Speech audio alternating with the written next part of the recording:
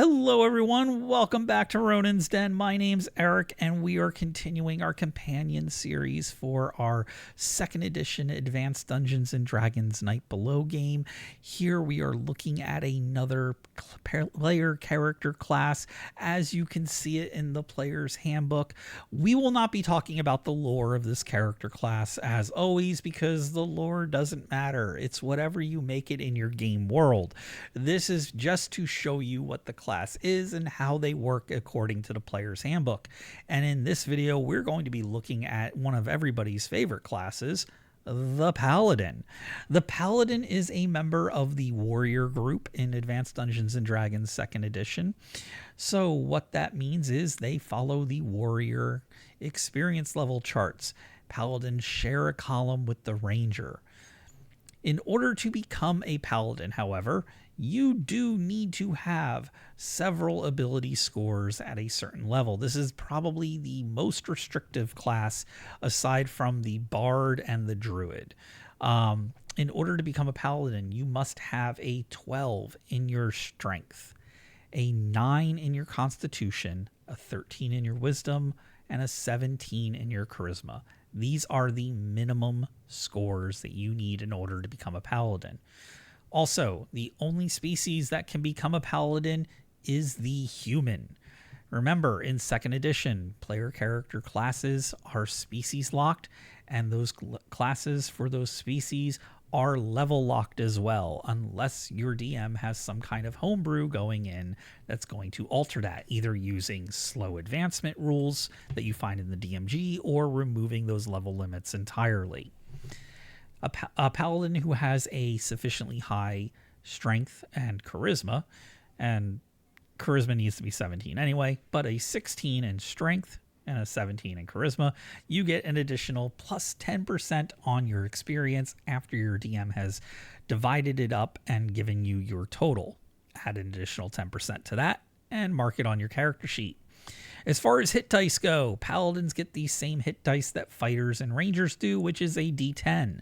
Paladins also benefit from the exceptional strength score, which is that D100 you roll should you have an 18 or 18 in strength. This gives you a better hit-to-hit probability and higher damage output. Paladins, being members of the warrior group, also get the exceptional constitution hit point bonus. So again, remember back to our video on the 6 attributes. When you look at constitution, you will see a column for hit point adjustment.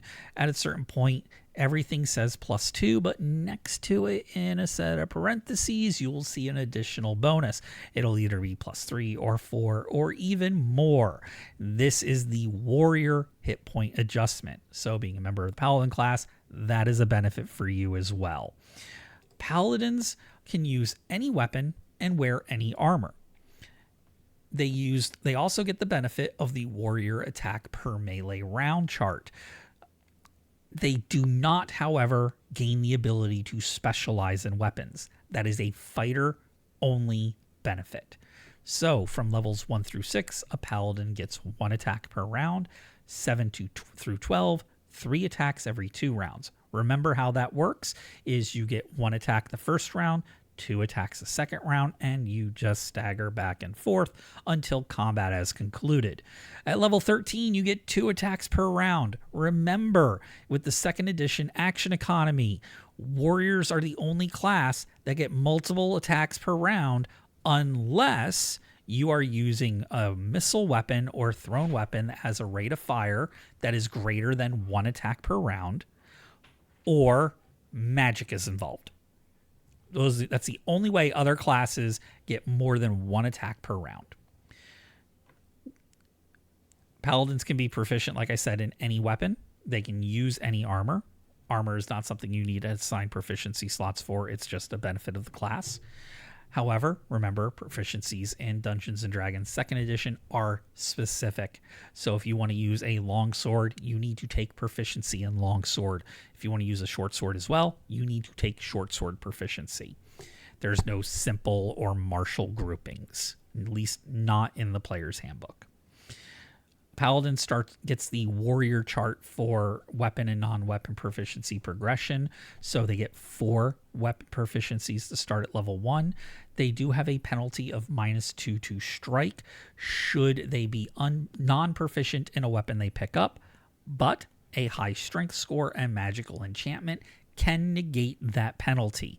So if they pick up a mace that they are not proficient in, but that mace is a +3, because of that magical enchantment, they would actually have a +1 to hit. Paladins also get 3 non-weapon proficiencies to start at level 1, and they gain an additional proficiency slot every 3 levels. Paladins use the warrior, priest, and general columns for non-weapon proficiencies as items that they can select from. We'll be touching on this in our proficiency video. That doesn't mean they can't take a proficiency from the priest or the rogue group. It would just cost them additional proficiency slot to do so. Paladins also get some bonuses, some really nice bonuses, just for being a paladin.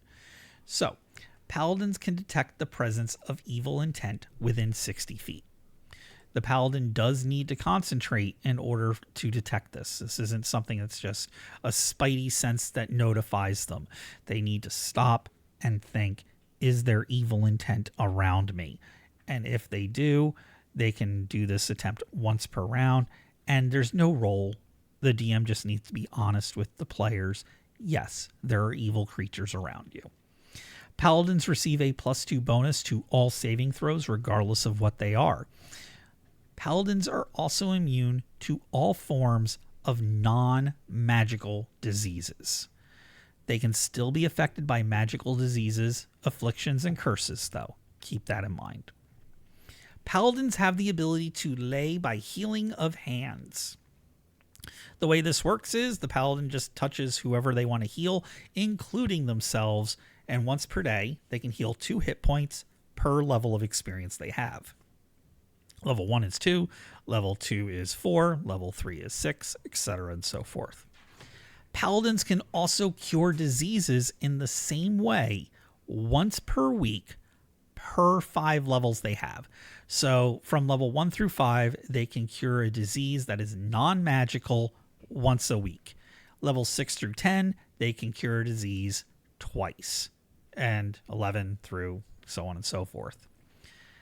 Paladins are also surrounded by a circle of protection that is 10 foot in radius, and anything, any evil creatures or summoned creatures suffer a -1 penalty to their attack rolls when they're within 10 feet of the paladin. And it doesn't have to be an attack roll against the paladin. They could be trying to attack another creature or character that isn't the paladin. However, anybody affected by this circle, this aura of a protection, instantly knows who it is that's providing that penalty to their attack roll, so they can zero in on the paladin should they so desire. Paladins are also the only class that can use a holy sword or holy weapon to its maximum potential. When the paladin takes a holy weapon, unsheathes it, they project a circle of power within 10 feet of themselves. This power dispels all hostile magic up to the paladin's level of experience. This doesn't mean that an evil wizard can't cast fireball at the paladin, but it can dispel certain enchantments and debuffs, that kind of thing. Paladins gain the ability to turn undead when they reach 3rd level. However, this ability is 2 levels lower than a cleric. So a 3rd level paladin turns undead as if they were a 1st level cleric. And I apologize, I do not have a graphic for the turn undead chart. We will be looking at that more and closely when we get to the cleric class. The paladin at 4th level can call for a bonded mount. Now, this mount can be a warhorse or it can be something else. It's up to the player and the DM to decide what kind of mount is appropriate for the paladin. This is going to be an unusually faithful mount. and it is going to be for the paladin themselves. It's not something that's going to really lend itself to the rest of the party riding them. Paladins also get the ability to cast priest spells. This starts at level 9. I do have the chart for this on screen. Now, keep in mind, Paladins in 2nd edition are divine characters, divine spellcasters. They do not get their powers from an oath. Paladins in 2nd edition get their powers from a deity, and more specifically, a lawful good deity. So, they pray for their spells just like a priest would. Starting at 9th level, they can cast 1 spell per day. However, because they are divine casters, they also get the benefit of bonus spells for a high wisdom score. So keep that in mind when you're placing your attributes with a paladin. You get the 10% experience if you put the 16 or higher in strength, but your next highest score, constitution, dexterity, or wisdom, it's all going to depend on what kind of paladin you're looking to build. Now, paladins also have some restrictions that they need to abide by. Paladins cannot possess any more than 10 magical items. This is 1 suit of armor, 1 shield, 4 weapons, 4 other magical items. Arrows and bolts are not counted in this. Now, 2nd edition, to the best of my memory, didn't provide a hard and fast rule when it came to arrows and bolts. There might be an answer over on my bookshelf in the Complete Paladin's Handbook, but that is all the way over there, and the video that we're doing here centers on as we find these in the Player's Handbook. So when it comes to arrows and bolts, if your paladin uses ranged weapons, that is something that you're going to want to work with your DM on how many of those you may possess and how that affects your limit of magical items. Paladins may also not retain wealth. They can only keep enough treasure to support themselves in a modest manner, pay their henchmen, men-at-arms, and any hirelings a reasonable rate. So they can't overpay them. It's supposed, well, they can. I mean, the way the book wants you to do it should be like a fair market rate, but the paladin pay their hirelings however much they want to pay them. But they absolutely cannot underpay them. Also, paladins can set aside funds in order to build a castle or a keep, but keep in mind they do not attract a body of followers like a fighter does. Paladins can have henchmen, but they can only be lawful good henchmen. They can't have evil henchmen, chaotic good, or neutral henchmen. They have to be lawful good. Paladins, after they gain their treasure, they have to tithe 10% of it to their church or other lawful good organization of their choice.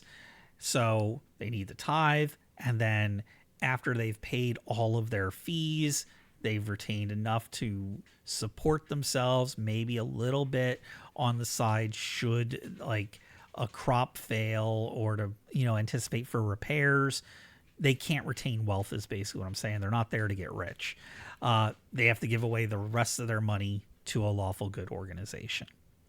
Now, paladins are required to be lawful good as well. So what happens if your paladin does something that's not lawful good?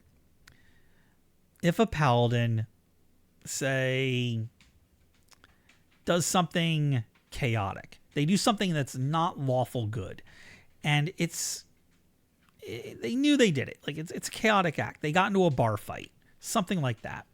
They need to find a cleric of lawful good alignment, typically one that matches their deity. They need to confess what they did, and that cleric will assign some kind of penance for the paladin to do. Now, if the paladin ever does something that is evil, like this is a truly evil act, that paladin loses their paladin abilities forever. So let's say the paladin is chasing a villain through the city street. The villain takes a hostage. The paladin uses their crossbow to shoot through the hostage, so the villain is exposed. That is an evil act. No matter how you slice it, no matter how bad the villain is, no matter if the paladin's like, no, I was going to heal the NPC afterwards, evil. If the paladin does that, they are no longer a paladin. Period. Full stop. They have lost all their abilities, and they can never get them back either. This is not something that they can go say 5 Hail Marys and get paladin status back. No, they messed up. This would be a good time for the paladin to go ahead and dual class to a different class should they have the ability score requirements. Because if they don't, they just function as a fighter from that point forward, but they don't get to attract followers and they don't get to specialize in weapons. So they're just a worse fighter all the way around if they do it. Now, what happens if the paladin is charmed or under the effect of some kind of magic and they do an evil act? Well, things are a little bit different then because the paladin didn't mean to do it. So even though they didn't mean to do it, their paladin status is going to be taken away from them as soon as that evil act is committed. No more laying hands, no more saving throw bonus, no more circle of protection. However, because it was against their will, they can find a cleric of the same faith. They could try to have communion with their deity, and they can go on some kind of quest in order to atone for their sins. If they are able to do this and they are successful, then the paladin can gain their status as a paladin back. So that's the only time a paladin can commit an evil act and continue to be a paladin. They're going to have to do a quest, but upon successful completion, they get their status back. And that's your look at the Advanced Dungeons and Dragons 2nd Edition Paladin. They are a restrictive class. You are locked into an alignment. You have to be a human. You have to have high ability scores to join the class. Absolutely, all those things are true. But you get a litany of special abilities in trade for those restrictions. So let me know what you think about the Paladin. I always enjoyed them. I found them much more enjoyable once I started diving into the complete handbook of Paladins with the different Paladin kits. There also have information in there about demi-Paladins. Somebody made a comment on a previous video, and that made me think that after I've wrapped up all the class videos, I should go back and do one on the demi classes. These are for characters like elves, dwarves, halflings, and gnomes to take classes like a paladin, but not exactly a paladin. Anyway, either way, thank you so much for watching. If you can go ahead, do us a huge favor and tap on that like and subscribe button. There's a little bell there too that notifies you when we upload a new video. I'm going to be continuing through the classes here for 2nd edition. We are going to be uploading our episodes of Night Below bi-weekly every other Monday. We have Capiterra every other Saturday, and we're uploading videos on learning how to play and storytell that game. Right now, we are in our class breakdowns. We just finished the Tinkerer class and projects for that game as well. We're going to be jumping over to the High Fantasy Atlas really shortly, which I'm super excited about. But as always, my name's Eric. It has been a pleasure, and I look forward to seeing everybody in the next video where we're going to be looking at the Ranger class.